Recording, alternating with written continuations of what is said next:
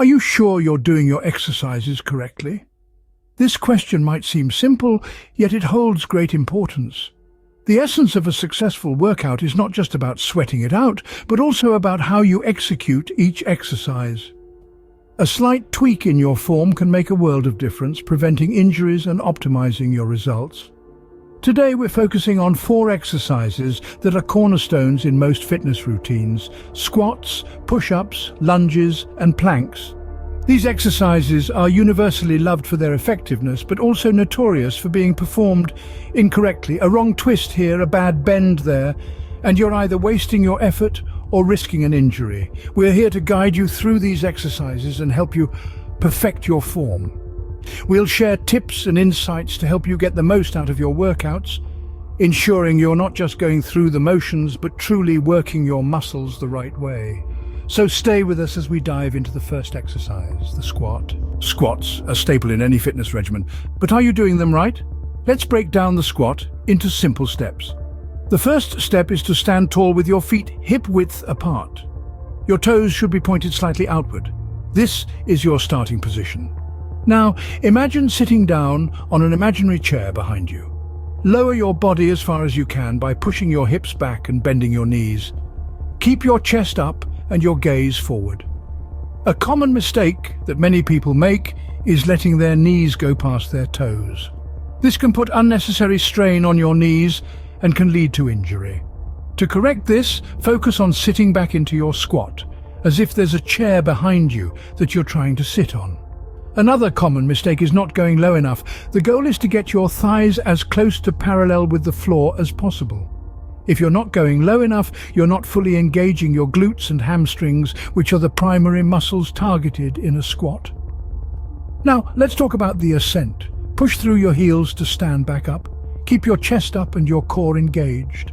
And remember, your hips should move up and down, not forward and backward. So let's summarize. Stand tall, sit back, go low, and rise up through your heels.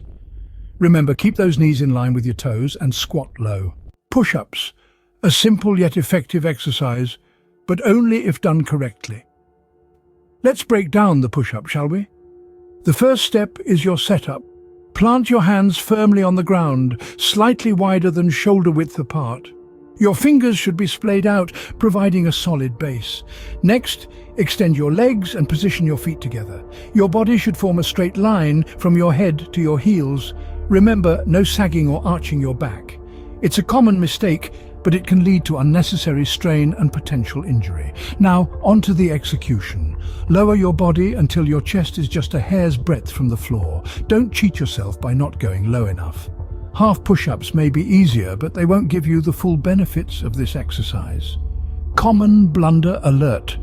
Watch out for those elbows. They should be tucked close to your body, not flaring out like wings. This isn't just about aesthetics, it's about engaging the right muscles and protecting your joints. To rise, push your body up and away from the floor, extending your arms but not locking your elbows. Repeat this movement, maintaining your form. Pace yourself. It's not about how many push-ups you can do, but how well you can do them.